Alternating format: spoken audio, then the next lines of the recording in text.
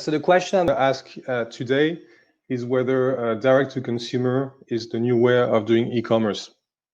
So first thing first, before going any further in the presentation, and so that everyone is fully aware of what direct-to-consumer is, I'm going to give a quick definition. So direct-to-consumer is a form of e-commerce that involves a direct transaction between a manufacturer and a buyer, and that allows brands to cut out the retailer or middleman from the customer's journey. And having said that, I'm going to give you a little bit of context. So it's fair to say that most of the challenges faced today by retailers are not new. As you can see on the slide, it's been a long time now that retailers and high street retailers are shutting down or are facing a lot of problems. That was before COVID-19. For example, the rents are going higher, the rates, so the local taxes are going higher. There's a huge competition from pure players in the past years. And in the UK, where I'm based, the pound has collapsed, so going from €1.42 and it stopped to 1.10 or 11 at the moment. And Brexit is looming. But on top of that, in 2020, we had the impact of COVID-19, which here you can see a little bit on the slides, on the chart, where you see that. So this chart is from a few weeks ago, but you can see that the expected impact of COVID-19 in Germany is about 728 million pounds, so about 850 million euros. Slightly lower in France, slightly lower in the UK. But overall, for the EU economy, it's 3.2 billion euros. So clearly, for the retailers that were struggling before, it's going to be quite difficult now. But not all is lost, and a lot of technologies in the meantime are coming to the markets. As you can see here, there's a lot of things about data, about online to offline tracking, about payments, softwares, etc. So it's a good opportunity, and it's a good opportunity especially for businesses that want to go direct to consumer. And that's what I'm going to show here. So if we move to a few successful D2C brands and what do they have in common, I've selected 4 today. I'm going to speak in particular about Casper and Simba. I could have talked about global brands such as Nike or Lego. I could have talked about the first American companies called Allbirds, Stitch Fix, Dollar Shave Club, or Warby Parker. But here, the really interesting part about Casper and Simba is that they went into a sector. So it's the bed mattresses. So Casper is in the US market, and Simba is for the UK market a couple of years later, where they thought that the customer journey was quite complicated. So people would go to shops, they would check the prices online, and then in stores, they would have most of the time hard selling. So someone would ask questions such as, what kind of materials do you like? Do you sleep on your back, on your front, etc. And it was getting quite complicated to understand what at the end you wanted to buy and what was the best value for you in terms of mattresses. So what Casper and Simba afterwards did, they streamlined the offer, and they created a mattress that 80% of people that they surveyed said that they would like. So it was a hybrid of different materials, and they soon realized that everyone actually during the night is sleeping on its front, on its back, or on the sides. So it was a quick success. On top of that, they reworked on the customer service, where they give 30 days warranty. Oh, sorry, not warranty, but you can test it for 30 days. Which, you can get it in showrooms, test it for 30 days. And if you're not happy, even after 30 days, you get fully reimbursed. So it was quite a success. Made.com did something similar for furniture. And then Third Love did something similar for women lingerie. So what they did is that they created a tool to improve again the customer journey, where women can go online, be asked about 6 or 7 questions about what kind of bras they wear, what kind of size, how they feel comfortable, what kind of brand, etc. And based on that, the technology is going to give a recommendation on what the best third love bra could be in terms of size and model. So what do those brands have in common? Clearly, as I explained, it's the brands and user experience. So it's bringing an added value. There is a personalized experience versus convenience. It's also about a few prerequisites, free delivery, world-class customer service and terms and conditions, and values of clarity and transparency. But then also it's about the data they collect from being fronting basically customers, being in touch directly with them. And that's because they decided to cut the middleman. Clearly, data is key for to influence prices, the supply chain, discount, distributing, shipping, infrastructure, etc. So as a result, they're able, from the data they collect, to optimize pretty much all the processes. And the third thing is about resellers, and they realized that resellers could be their allies and that they could use physical infrastructure and physical stores to their advantage. So I'm going to go into the 3 points now. So first is about unique brand experience. Here, what it means is that you can have a unique brand experience and added value, and I explain it could be straightforward. But if today you're brick and mortars and you're wondering if you want to go online by yourself, you might actually wonder what could this added value be. So I thought about it and gave a few points.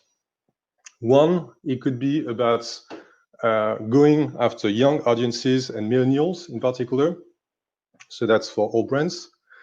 It could be about selling products directly at your website that you can't sell through your resellers. So Nike does it through something called Nike by You. It could be about product simplicity. Casper does it quite well. It could be about selling something that's cheaper online. So Whirlpool does it with selling ends of stock and Whirlpool outlets as a website. It could be about having better trials or warranties. So in the UK, John Lewis is doing that quite well.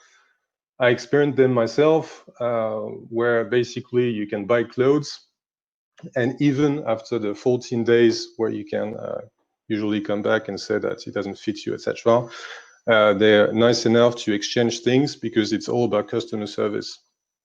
It could be about improving the customer journey. So I was talking about augmented reality earlier, or tests. Warby Parker did something quite nice. So they're selling spectacles. And the augmented reality tool they have enables you to test your eyesight. And as a result, you can buy the spectacles with the right lenses directly on the websites. It could be about traceability and ethics. Here, there's a company called Everlane that wanted to show to its customers why they're not using resellers. And as a result, they're showing the impact in terms of quantity and quality to the products. Quantity because the prices are cheaper, and quantity because the supply chain has been improved. They use better products and they pay their staff better. Finally, another example could be about buying back programs and recycling programs. Here in the UK, Currys and PC World, sorry, it's the same kind of Currys. PC World is allowing you to basically, when you buy any white product, to get the old product back into the system. When it comes to data, you've probably heard many things about data management, data-led customer-centric strategies, etc. But behind those fancy words, there are really important things you can do. by collecting this data and working on it. So the first one is automation. Automation to improve productivity and efficiency. Usually those companies use cloud platforms such as Google Cloud or Amazon or Oracle. And with that, they can use certain APIs either to automate market intelligence or to optimize the PPC and SEO by automating keyword selection. For example, there is one API in Google that is directly connected to Wikipedia, and therefore you can automate that. It could be about using the visual API of Google, where you can detect products. So you can use that in an app, for example, and when you take a picture and detect the products, you can sell directly through your application. So a lot of things there that you can do. But because you're connected directly to your customer, you can also have more information about your audience as well. So here you can segment your audience and obviously give personalized messages to each segment of your audience, which it makes easier. You can also score them, so give a priority to each segment in terms of the likeliness of them converting, or anything else, of churning or anything else. There's a third part that is about more advanced KPIs. So they really went away and thought about what kind of KPIs they could improve. And most of the time nowadays we would use cost per acquisition or CPAs. They went further and they created something called marginal cost per acquisition. So the reason is that when you use cost per acquisition, marketing gets credited for everything, and that's one of the flows. But with marginal customer acquisition, which is identifying the marketing cost of an additional customer at the current level of spend, then you make sure that basically you don't have marketing taking all the credits for everything. So with this new KPI that they created, they make sure that it never goes beyond the expected lifetime value of the customer. And then they can create models based on that. Finally, where they really put some money in is about forecasting and attribution modeling. So retailers use various platforms, online or offline. And as you know, there are ITPs, so intelligence tracking prevention. There's GDPR, there's the Californian one called CCPA, and Google Chrome is going to move away from third-party cookies. And as a result, attribution modeling based on MTA, so multi-touch attribution, is quite difficult because you don't have access to all the data. So these companies decided to create a econometric model called media mix models, or MMMs, where they can basically test basically theories, so it's pure economics on that, so based on regression models, etc. And then they test them against what they see on the ground through what we call randomized control tests. So, and the holy grail, if I may say so, is to combine what you get from MTA, what you still get from MTA, with econometric models, so MMMs, and test it against randomized control tests. Finally, resellers are their allies. So what I was saying here is that retailers and resellers are also struggling. They have exactly the same problems as the retailers I was talking about. And they saw at first D2C businesses, and especially pure players, as a new kind of competition.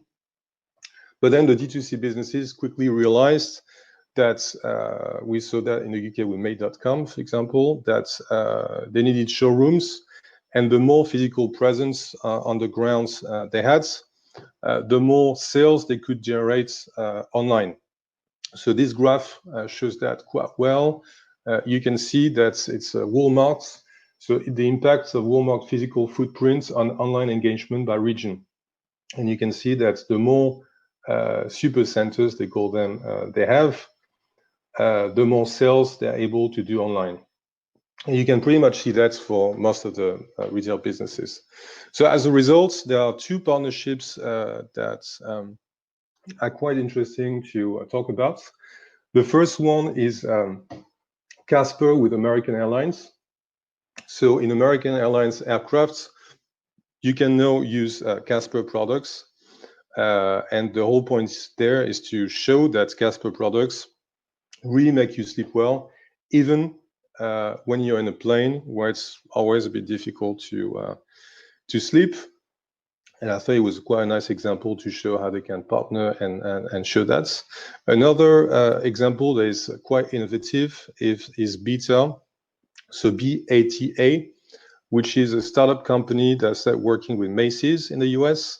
And what Beta does is that they rent a small portion of department stores and they rent them out to other companies and retailers. So the retailers would basically pay a monthly fee to Beta, and as a result, they would get any information in the retailer that they could get. So in terms of how many people are seeing the products, how many people are testing the products, etc., and they get leads directly, and they get the data directly into the analytics system. So as you can see, D2C businesses are really showing the way in terms of e-commerce. And it's a great way to respond to the current crisis we have for retail due to COVID-19. And the key takeaways today are that D2C businesses are successful. One, because they created a unique brand and customer experience. Two, because they invested heavily on data and especially on first-party data, therefore CRM and attribution modeling. And three, they use retailers' network to their advantage.